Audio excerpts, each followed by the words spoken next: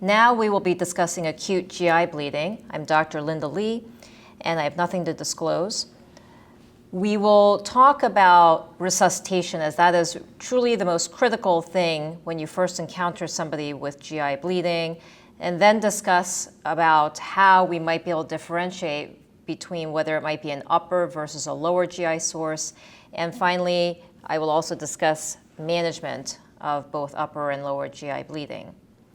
First, we'll start off with some definitions. Upper GI bleed is defined as any bleeding that occurs proximal to the ligament of Treitz. Then from the ligament of Treitz all the way through the ileocecal valve is small bowel bleeding, as nowadays we do have instruments and equipment that will allow us to intervene upon this bleeding as well. And then finally, lower GI bleed is defined as any bleeding occurring from the ileocecal valve, the cecum, all the way through down into the rectum anus region. Occult GI bleed is bleeding that you cannot see with the naked eye, but can be found on, for example, a stool card exam, as seen here, where it turns blue, versus overt GI bleed, which simply refers to GI bleed that can be visualized by the naked eye.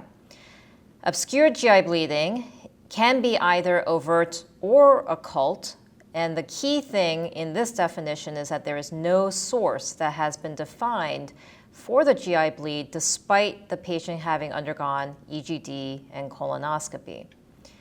And finally, acute GI bleed has been going on for less than 3 days, while chronic GI bleed is slow and or intermittent blood loss, which can be, for example, in somebody who's having occult GI bleeding and develops iron deficiency anemia, or having small amounts of intermittent bright red blood per rectum. So now we'll move on to epidemiology. And on this slide, blue represents upper GI bleed, while red represents lower GI bleed. And as you can see here, upper GI bleed accounts for about twice as many hospitalizations per year in US adults than lower GI bleed. Also, upper GI bleed, again shown here in blue, accounts for about twice as many of all GI bleeds. It accounts for about 40% of all GI bleeds, while lower GI bleed accounts for a little bit over 20% of all GI bleeds. Now, about 80% of all GI bleeds stop spontaneously. And moving on to mortality, the overall mortality thankfully is quite low for both upper and lower GI bleed. The thing to note here is that the mortality rate in somebody who is an outpatient and presents to the hospital with GI bleed, the mortality rate in those patients is quite low. However, if the patient is already hospitalized and then starts having GI bleed while an inpatient, their mortality rate is far greater, over 20%. So these are the patients that you certainly need to be worried about and pay more attention to. Now, as with everything, it's very important to do a thorough, targeted history and physical examination in anybody who presents with GI bleeding. Some of the key questions that you want to ask are, have they ever had a history of previous GI bleeding? And if so, what happened? Where was it? Did they need transfusions, etc.? You also want to assess their comorbidities, as this impacts on the risk of GI bleeding as well as the safety for performing sedation and procedures in those patients. And for example, those patients at risk for hypoxemia would be those who have a history of cardiopulmonary disease. Those at potential risk for volume overload include patients with cardiac or renal disease. Those at risk for ongoing bleeding, of course, include those patients who have coagulopathy or thrombocytopenia. And also those at risk for potential aspiration is important to assess, such as in those patients with dementia or encephalopathy, as they may not be able to adequately protect their airways and might need to be intubated. Of course, medications is important. You want to ask them specifically about if they have been taking any aspirin, NSAIDs, antiplatelet agents, anticoagulants, SSRIs, iron and bismuth are important to ask about because both of those will turn the stool black. And of course, if they drink any alcohol. Regarding symptoms, you want to pay attention to specific symptoms, such as if they have any dysphagia, odynophagia, history of vomiting, abdominal pain, as well as what their stool color looked like if they were able to look at it. And also assess for any hemodynamic symptoms, such as dizziness, palpitations, chest pain, and dyspnea. On exam, you want to be sure and note their heart rate, blood pressure, as well as orthostatics. If they have passed stool or blood, you definitely want to look at that. And if not, you do want to perform a rectal exam, as well as a thorough abdominal exam to assess for any tenderness. Labs that are important, of course, include CBC, as well as BUN, creatinine, LFTs, PT, and PTT. You certainly want to send off a type-in screen immediately and perform cardiac enzymes if there is any concern for a cardiac event in that patient. So now that you've done a thorough and targeted history and physical exam, it's important to resuscitate them adequately before anything gets done. So the two questions are, is the patient stable? And then the next issue is, do we need to correct any coagulopathies? So in terms of whether or not the patient is stable, if somebody is orthostatic, this implies at least a 15% loss of blood volume, while if the patient is having supine hypotension, this implies at least a 40% loss of blood volume. All patients who are having GI bleeding should have at least 2 large bore 12 to 18 gauge IVs. If that's not possible, a cordis is preferred to a central line because it is a larger gauge. Therefore, you can more rapidly infuse IV fluids as well as blood products. And before blood products are available, you do want to start volume resuscitating the patient with IV fluids. And once PAG red cells are available, the goal hemoglobin for transfusion is 7 grams per deciliter or greater. However, this goes up to 9 grams per deciliter or greater if the patient is at increased risk for adverse events from having severe anemia, such as severe cardiac patients. Now, the goal hemoglobin in somebody who is having variceal bleeding is different. You do not want to over-transfuse these patients, and we'll discuss that in a little bit. But the goal hemoglobin for these patients is around 8 grams per deciliter. And finally, you do again want to assess if the patients might need to be intubated in order to protect their airway. And these patients include those who are having ongoing hematemesis or have a change in their mental status and just cannot protect their own airway. So now that you've started resuscitating the patient, the next issue is to address any coagulopathies they might have. And the goal INR is less than 1.5 with platelets greater than 50,000 in somebody who's having active GI bleeding. However, you do not need a normal INR before we can perform procedures, endoscopy, colonoscopy on these patients. The goal INR is less than 3 before we can safely proceed with EGD and or colonoscopy. You do want to hold in the very short term aspirin, NSAIDs, antiplatelet agents, and anticoagulants.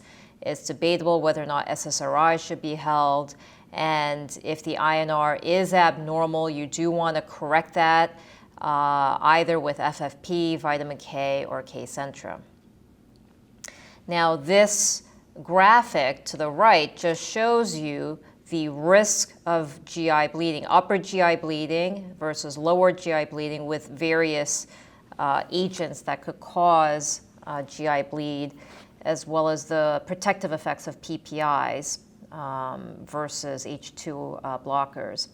And as you might expect, the use of NSAIDs, aspirin, anticoagulants, and non-aspirin antiplatelet agents certainly increases the risk of upper GI bleed, most severely with anticoagulants. However, they all also increase the risk of lower GI bleed, including NSAID use. So that's certainly important to remember that NSAIDs can be a cause of lower GI bleed as well.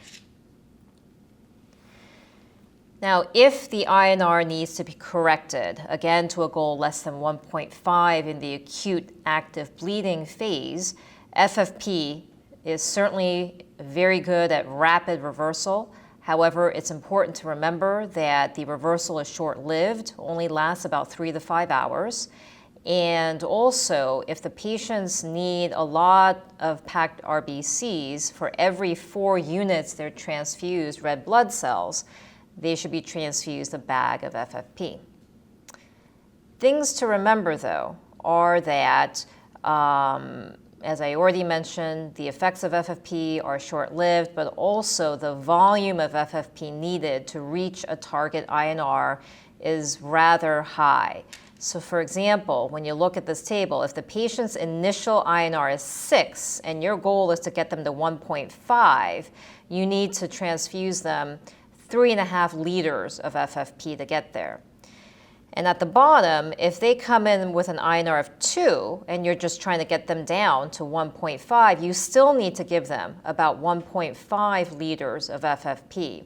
So it is certainly a large volume of fluid that could cause some issues in your cardiac or renal patients. And so this leads us to the 4-factor prothrombin complex concentrate, which is a combination of factors 10, 9, 7, 2, protein CNS. The attractive things about this is that it acts in less than 30 minutes to bring the INR down to less than 1.3 and requires about 85% less volume than FFP. Of course, the downside is that it's about 6 times more expensive than FFP. However, this is something important to remember and use in the appropriate patient population. There's also vitamin K, which comes as IV, oral, or sub-Q. IV is the preferred route in somebody who is having major GI bleed. Very rarely anaphylaxis can happen. It's unclear if this is dose-related, and the patients should be monitored when they're receiving IV vitamin K. The exact dose to administer is unclear. Usually 5 milligram dose is given at first. The thing to remember with vitamin K is that the effects are permanent, but it also takes longer for the full effect to occur, anywhere from about 12 to 24 hours following administration, although it is a little bit faster with the IV route.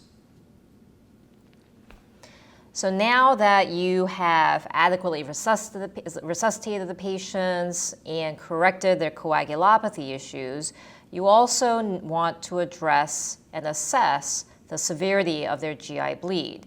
You want to try to identify those high-risk patients so you can triage their care more appropriately to whether they need to be in the ICU versus a floor bed. And you also want to try to identify the low-risk patients who may potentially be able to be discharged early. There are multiple validated scoring systems designed to try to predict the risk of rebleeding, need for surgical intervention, and mortality rate. In particular, with upper GI bleed, there are far fewer studies available in lower GI bleed. And this slide summarizes most of those predictors of mortality from the various studies. Age over 60, a patient with comorbidities, systolic blood pressure less than 100 or heart rate over 100, stool that appears as bright red blood per rectum or melena, hemoglobin less than 10, if the patient is an inpatient when they begin GI bleeding, as we've already discussed before, and if the etiology is intestinal ischemia, those are all predictors of increased mortality. On the right, you see here endoscopic stigmata and variceal bleeding, And we'll talk about endoscopic stigmata in a little bit, but depending on what's seen on EGD, that also predicts rebleeding rate, etc. So here, in terms of triaging upon admission, if the patient is unstable, they should really be in the ICU and carefully monitored. Now here in the middle, if they are unstable and or have change of their mental status, or they're just continually having hematemesis, those are the patients where it's important to protect their airways and intubate them. And so that's very important not to forget. And otherwise, in the patients who are stable, mentating properly, not having ongoing hematemesis, they can be admitted to a monitored hospital bed. Now, moving on to trying to differentiate if the patient might be having an upper GI versus a lower GI bleed, it's important to remember that about 10 to 20% of patients who initially present as what is thought to be lower GI bleeding ultimately are proven to have an upper GI source. Now, some clues to whether the patient could be having upper GI bleeding include hematochezia with hemodynamic instability, which implies that there is bleeding happening so rapidly from above that is passing very rapidly through the GI tract, not having time to turn into melena, and the patient is hemodynamically unstable.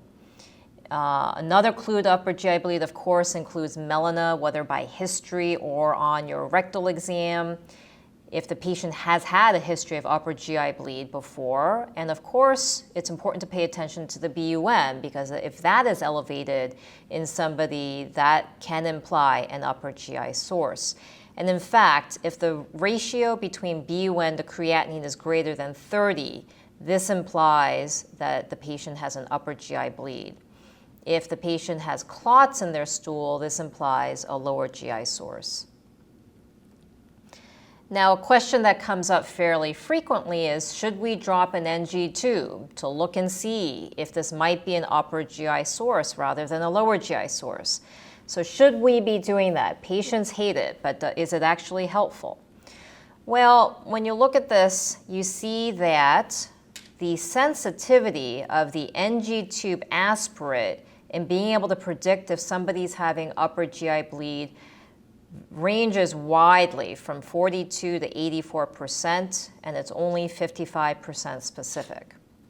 More recent study looked at patients who had an NG tube placed versus those who had not had an NG tube placed, and found that there was actually no difference in mortality rates, need for transfusion, surgery, or length of hospital stay. So at this point, we don't routinely recommend dropping an NG tube for the purpose of trying to determine if the patient might be having an upper GI bleed. Now, what about gastro-occult cards? Are those helpful? Well, if they are positive, they are not helpful at all. As you can see here, the specificity is only 18%. So what this means is that if the gastro-occult card is positive, this is overwhelmingly likely a false positive. However, if it is negative, it is highly sensitive, 96% sensitivity. So if the patient has a negative gastro-occult card, this is very reassuring that it's actually not an upper GI bleed. But if it's positive, you should just ignore it. And we don't recommend doing the gastro-occult card at all. So moving on to management for upper GI bleed in non-variceal bleeding. This is the range of differential diagnoses that you can encounter. Most commonly, of course, we encounter peptic ulcer disease followed by Mallory-Weiss tear, which classically presents in people who have been vomiting and then they start having some hematemesis, erosive gastritis, duodenitis, or esophagitis, and less commonly AVMs, duodefoid lesions, neoplasms, GAVE or gastric antral vascular ectasia, and Cameron ulcer. So there are some important things that should be done even before a gastroenterologist does an EGD. And this, of course, is starting all patients with suspected upper GI bleeding on an IV PPI. And this has been shown to reduce rebleeding rates, and we typically recommend using an 80 milligram bolus followed by an 8 milligram per hour infusion. Some people suggest using BID dosing of the IV.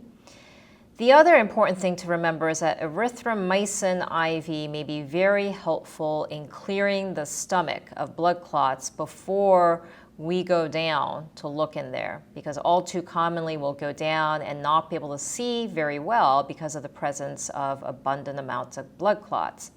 So giving the patient IV erythromycin, 3 milligram per kilogram, about 30 to 90 minutes before the EGD has been shown to help with visualization. And then, of course, comes the upper endoscopy, where we go down the patient's mouth and evaluate their esophagus, stomach, and the proximal duodenum. And these are some of the things that we might encounter when we're doing the upper endoscopy. So you see here on the upper left here, this is a classic example of what we call a clean-based ulcer in the stomach. It's white, smooth, no dark marks or no protuberances in it. This, as well as if they actually do have a pigmented but a flat spot within it, both of these have a very low risk of rebleeding, certainly less than 10% risk of rebleeding in these patients.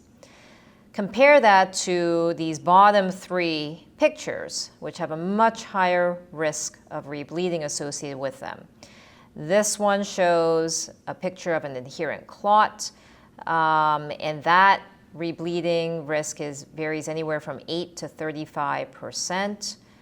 This picture shows a non-bleeding visible vessel, which is a little protuberance in the middle of the ulcer, and that's associated with about a 50% risk of bleeding. I'm sorry, can I just redo this slide?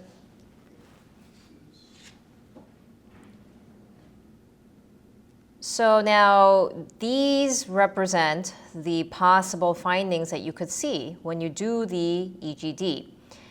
You could see a clean-based ulcer that is defined as, again, being clean with no protuberances, nodules, or pigmentation within it. This shows a pigmented flat spot within the ulcer, and both of these are associated with very low risk of rebleeding, certainly less than 10% risk. Contrast that to these three pictures at the bottom that are all associated with a much higher risk of rebleeding, starting with an adherent clot that is stuck on the ulcer.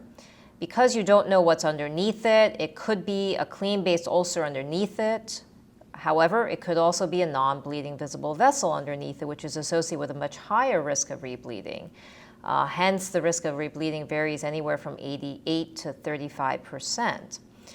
The non-bleeding visible vessel is defined as a protuberance within the ulcer and is associated with about a 50% risk of rebleeding.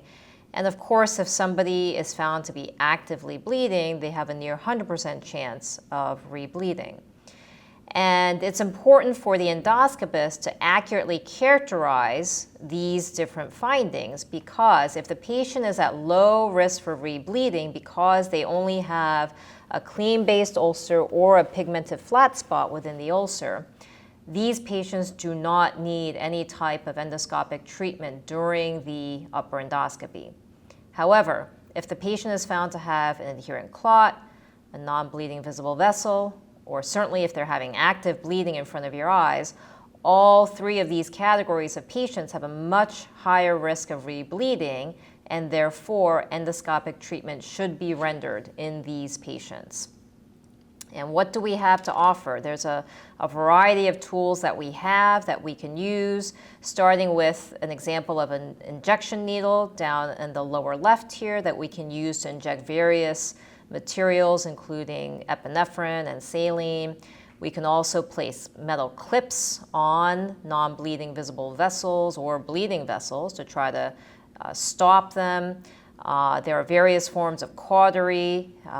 In the middle, two panels here showing On the top, argon plasma coagulation, a non-contact form of cautery, and on the bottom, a BiCAP probe that is a contact form of thermal therapy.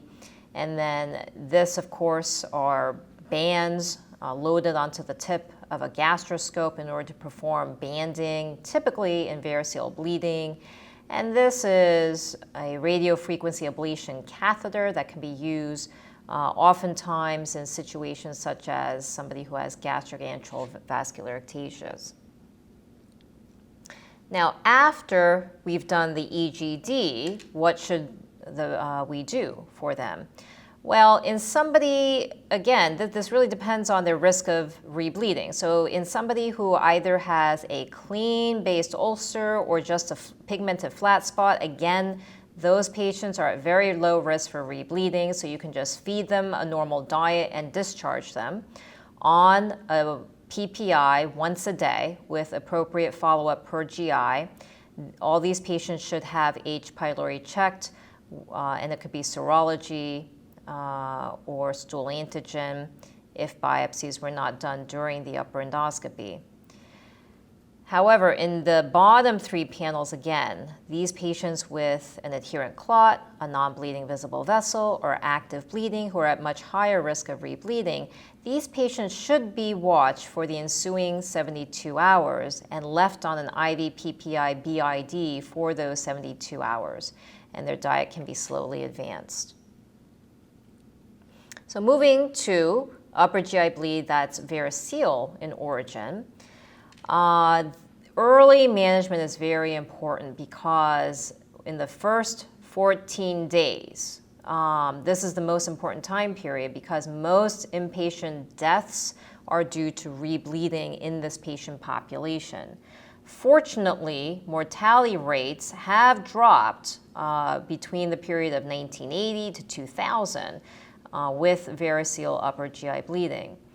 And in this patient population, resuscitation is a little bit different, as I alluded to earlier. You should definitely consider intubating these patients. I would have a very low threshold to intubate these patients to protect their airway when we're doing the upper endoscopy because blood can reflux back up from the esophageal varices and they could aspirate that, which would be a bad situation. And it's also important not to over-transfuse these patients because that could exacerbate the variceal bleeding by plumping up the varices. So the goal hemoglobin is about 8, and EGD should be performed within 12 hours in all these patients. And this just shows a classic example of a large esophageal varices here. There's a long column here as well as several to the right and even up at the top as well. Now, similar to non-variceal upper GI bleed, there's definitely important steps to take early on, even before we do the EGD. And that comes in the form of medical therapy with octreotide and antibiotics. Octreotide has been shown to decrease rebleeding in patients with variceal bleeding, although not mortality. And the dose given should be a 50 to 100 microgram IV bolus followed by a 50 microgram per hour drip for 3 to 5 days. Antibiotics is very important because multiple studies have shown that the use of antibiotics in these cirrhotic patients who are having upper GI bleed decreases mortality as well as infection rates. The antibiotics that should be administered would be either a quinolone in IV or oral form or ceftriaxone 1 gram IV Q-day for 7 days. Now, in somebody who's really in distress and having ongoing hematemesis and or you can't perform the EGD for some reason because perhaps they're too unstable, you can certainly perform balloon tamponade at the bedside, and this just shows the gastric portion of the balloon that's inflated, followed by the esophageal portion, to literally tamponade the varices so they would hopefully stop bleeding. It's important to remember that this is just a temporary bridge. It should be left in for less than 24 hours. and there should be some definitive therapy that is performed, whether it be EGD, TIPS, or surgery. And the initial success rate with the balloon tamponade varies widely depending on what studies you look at, anywhere from 30 to 90%. And of course, really the definitive management is EGD with variceal ligation, as you see here. These are literally rubber bands that we place at the base of these varices to strangulate them. In the older days, we used to perform endoscopic sclerotherapy, where we use a needle into the varix and inject sclerosins to them. We very, very rarely perform this nowadays. So to summarize, the early management of upper GI bleed before EGD in somebody who's having non-variceal upper GI bleed, the goal hemoglobin should be at least 7 or 9 in somebody who you're worried could have some events from having severe anemia. The goal INR should be less than 1.5, although it only needs to be less than 3 before we will proceed with an EGD or colonoscopy. Platelets should be above 50,000. IV PPI infusion should be begun, or potentially BID. Consider IV erythromycin to help clear the stomach, and hold all aspirin, NSAIDs, blood thinning agents if possible. And certainly if they are on anticoagulants and antiplatelet agents, you should confer with the appropriate consulting teams, whether it be cardiology or neurology, to have them on board.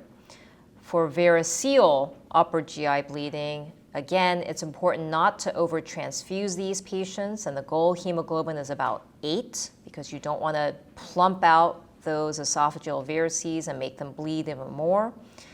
Have a very low threshold to intubate these patients to protect their airway, and also begin right away IV fluoroquinolone or ceftriaxone for 7 days, as well as an IV octreotide drip that is 50 microgram bolus followed by 50 microgram per hour for 3 to 5 days. Now we're going to switch gears and talk about lower GI bleed. So again, there's a whole range of differential diagnosis for lower GI bleed. Most commonly, we believe it's due to diverticular bleed. We also encounter it in neoplasia, ischemic colitis, angiodysplasia, as well as hemorrhoids, and of course post-polypectomy bleeding. And down at the bottom, you see here that upper GI source again can account for anywhere from 11 to 15 and even 20% of initially suspected lower GI bleed, and also unknown in about 12% of patients. Now, diverticular bleed. This shows you an example of a diverticulum with what appears to be a non-bleeding visible vessel, which again, if you extrapolate from the upper GI bleeding literature, would be associated with about a 50% risk of rebleeding, so therefore you would want to treat it. And on the right panel, you see that we've treated it by placing a couple of clips on it. Now, this shows you an example of ischemic colitis, which is actually non-specific findings. Other entities can have this appearance, but this particular patient had ischemic colitis. And this on the left panel shows you superficial ulceration in this area, with normal appearing colonic mucosa down below here. The right panel shows diffusely abnormal looking mucosa with no normal colonic tissue at all, and the diagnosis was made by doing biopsies. And ischemic colitis occurs because there's been a temporary decrease in blood flow to a portion of the colon. And classically, this occurs in the so-called watershed areas, which include the splenic flexure, as well as the rectosigmoid region. Now, this is an example of an angiodysplasia, which classically has this wispy, feathery appearance with a central feeding vessel in the middle. Now, in terms of what we can do in lower GI bleed, unlike upper GI bleed, there's multiple different modalities available to perform both diagnosis as well as render therapy.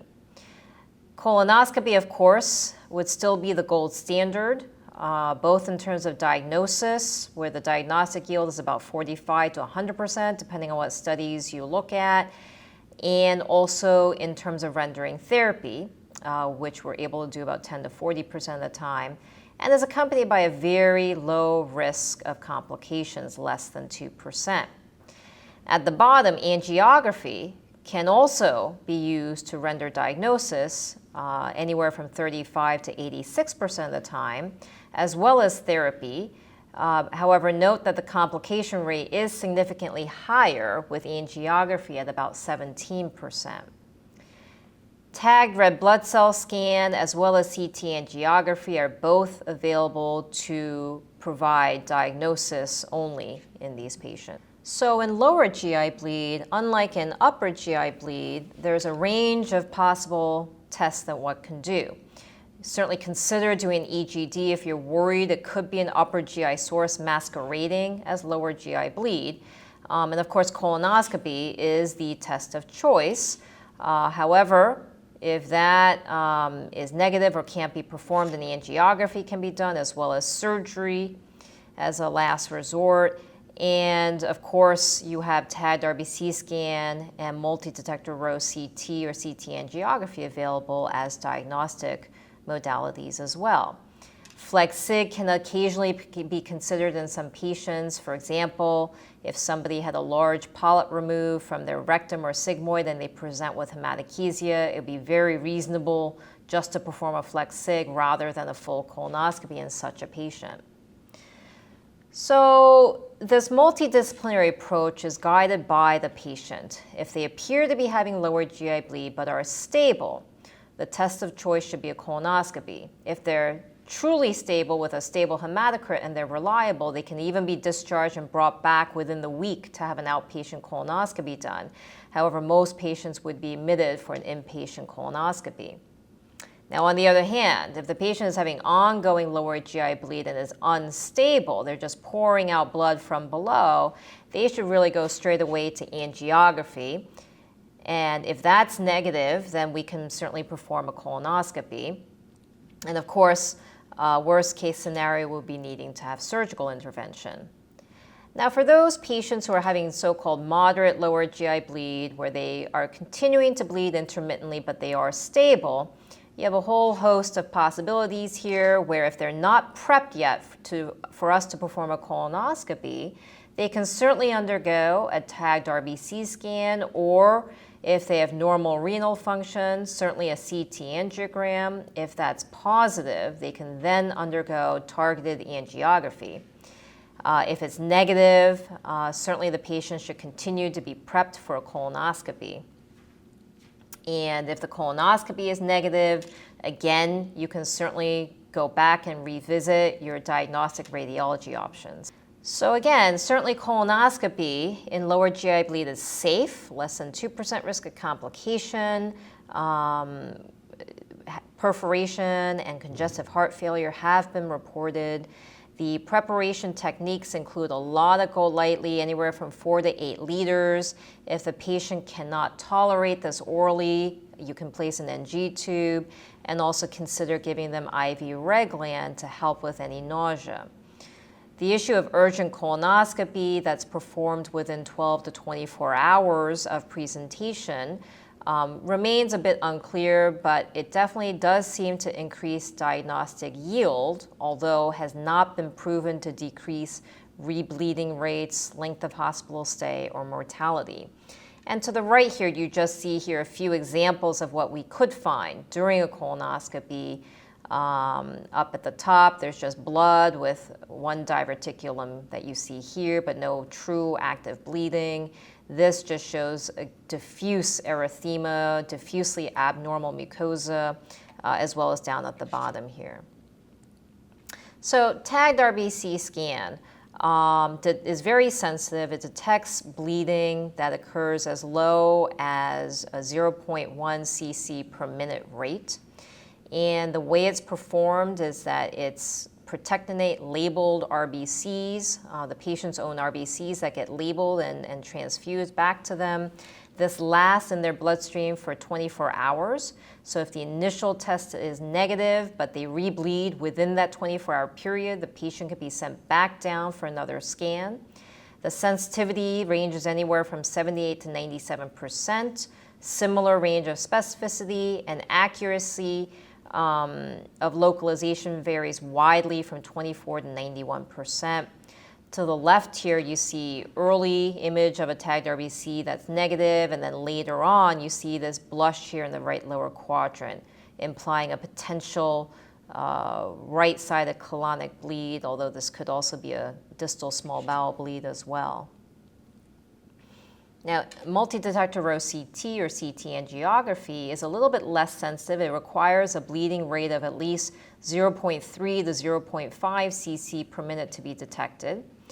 And this image just shows how it works. The patients are not given any oral contrast. They are only given IV contrast and then imaged. And this shows you the patient who got the IV contrast, and suddenly you see that contrast within the GI lumen. And a little while later, there's even more contrast in the lumen. So it implies that the GI bleeding is occurring right here. So the sensitivity for detecting the source of bleeding is very high in somebody who's having active bleeding, around 90%. But in patients with obscure GI bleeding, the sensitivity is not even 50%. It is highly specific, 92 to 95% specific, and has been shown to increase the diagnostic yield of colonoscopy by about 15%. It is likely more accurate for detecting and localizing the site of GI bleed than tagged RBC scan. Now, angiography, again, is the technique that the radiologist can use to both render diagnosis and potentially therapy. They use super selective microcatheters to get to the peripheral vessels. And you see here on this angiogram a blush of contrast out peripherally. A microcoil has been placed, and following that, there's no more leakage of contrast. This, however, requires a higher rate of bleeding to be detected, at least 1 cc of bleeding per minute, which is why most radiologists prefer that the bleeding be confirmed with either a tagged RBC scan or CT angiogram before proceeding to angiography. Ideally, this will be performed within 1 hour of a positive tagged RBC scan or CT angiogram. The times when it may be reasonable to proceed straight away to angiography without a preceding diagnostic scan would be, again, as we discussed earlier, in somebody who is hemodynamically unstable or having severe bleeding, because certainly these patients are likely bleeding at a much faster rate than 1 cc per minute. It is about 60% sensitive and 100% specific, but again, associated with a fairly high rate of major complications, which includes surgery, need for surgery, usually from ischemia or death. So to summarize, the pros of moving forward with radiology examination is that the patients do not need to take a preparation, and you can evaluate the entire GI tract. The cons are that both the tagged RBC scan and CT angiography are only diagnostic, and there is, of course, radiation exposure associated with these tests. And there are renal issues with IV contrast, and certainly a person who has renal insufficiency cannot undergo CT angiography. There's also potential for major complications associated with angiography, and also the potential for a time lag between radiology exams. Now, in terms of when to do surgery, about 18 to 25% of patients will ultimately need surgery to deal with their lower GI bleeding. A blind subtotal colectomy leads to the lowest rate of rebleeding at less than 4% and is associated with about a 2 to 6% mortality rate. Targeted segmental colectomy is associated with also fairly low rebleeding rates of 4 to 14%. and 0 to 22% mortality rate. Blind segmental colectomy is not recommended, as this is associated with very high rates of rebleeding as well as mortality. So to summarize the approach in lower GI bleed, in somebody who is having low risk lower GI bleeding and very stable, they should be prepared for colonoscopy. And again, one could consider an outpatient exam, but only in very select patients whose hematocrits have not dropped and who are completely reliable to return within a week to have their outpatient colonoscopy. On the other hand, somebody who's having severe lower GI bleed and hemodynamically unstable, you should certainly try to exclude an upper GI source. Consider sending them straight away to angiography and get surgery on board early.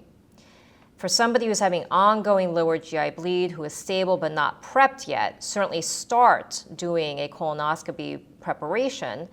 Again, consider whether this could be an upper GI source and should they have an EGD. And again, if they're not prepared, it's certainly reasonable to move forward with a diagnostic radiology exam, whether it's a tagged RBC scan or CT angiogram. So to conclude, in all GI bleed, it is critical to resuscitate them adequately from the beginning and they need at least 2 large bore IVs, transfuse the patients to an appropriate goal hemoglobin, correct any coagulopathies with FFP, vitamin K, or Kcentra, consider whether it's an upper GI versus a lower GI source. In somebody that you believe is having a non-variceal upper GI bleed, start them right away on an IV PPI drip or BID before the EGD gets performed, and EGD should ideally be performed within about 24 hours. For patients having variceal upper GI bleed, it's vitally important to start them immediately on IV antibiotics as well as octreotide. Before the EGD, consider intubating them, have a very low threshold for this, do an EGD within 12 hours. Now for lower GI bleed, again, this tends to lend itself more to a multidisciplinary approach that is tailored to the patient and how stable they are. A colonoscopy should be performed ideally within 12 to 24 hours. However, consider an angiography for those patients who are having severe unstable bleeding. And a tagged RBC scan or CT angiography is certainly reasonable diagnostic evaluation in patients who have less severe but ongoing bleeding and who are not prepared yet to have a colonoscopy. So question number 1. A 77-year-old male with a history of MI and atrial fibrillation on aspirin, clopidogrel, and Coumadin, and chronic renal insufficiency presents with bright red blood per rectum. He has had about 5 bloody bowel movements, feels lightheaded, and denies any abdominal pain, nausea, or vomiting. He has no history of GI bleeding and has never had a colonoscopy. On exam, his heart rate is 102, blood pressure 105/72, rectal reveals bright red blood on the glove with no stool.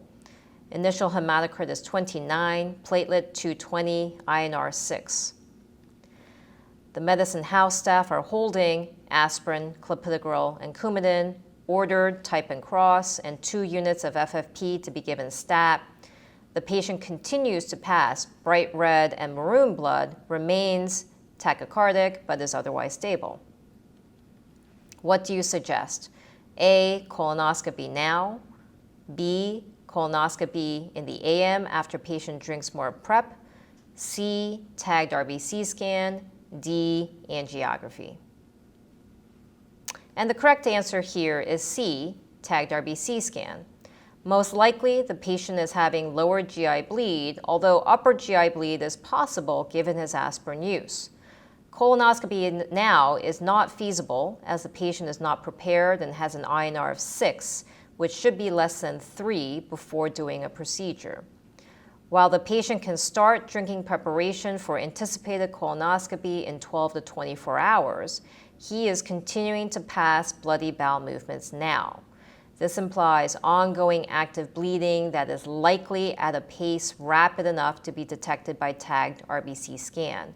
Therefore, he should undergo this study before angiography to help localize the bleeding source, especially given his chronic renal insufficiency. Question 2. 45-year-old male with a past medical history of hypertension, coronary artery disease, status post cardiac catheterization with stent placement on aspirin and clopidogrel presents with melena. EGD reveals the following. What medical therapy should occur after EGD treatment of this lesion? A, nothing. B, IV PPI continuous infusion for 72 hours. C, IV PPI BID for 72 hours. D, PO PPI BID for 72 hours. And the answer is C, IV PPI BID for 72 hours. A recent meta-analysis concluded that the risk of rebleeding in patients with high-risk ulcers, i.e. bleeding, non-bleeding visible vessel, or adherent clot, that were successfully treated endoscopically was comparable for patients placed on intermittent PPI versus continuous PPI infusion. So to save costs, you can place them on PPI BID IV. 3. A 42-year-old female with alcoholic cirrhosis and history of esophageal variceal bleeding presents with hematemesis and hypotension. Which of the following should occur even before EGD? A, transfuse for goal hemoglobin greater than 10 gram per deciliter. B, IV PPI bolus and infusion. C, IV octreotide bolus and infusion. D, IV meropenem. And the answer is C, IV octreotide bolus and infusion. Although IV octreotide has not been proven to decrease mortality in variceal bleeding, it does reduce rebleeding. Prophylactic antibiotics have been shown to reduce mortality in variceal bleeding, but include specifically quinolones or ceftriaxone in areas with high resistance to quinolones and potentially advanced cirrhotics. Transfusion goal in variceal bleeding is modest, with goal hemoglobin approximately 8 grams per deciliter. It certainly is not unreasonable to consider placing them on an IV PPI drip as well, as these patients could certainly have a non-variceal source of bleeding, but in this particular patient, the best answer would be IV octreotide bolus.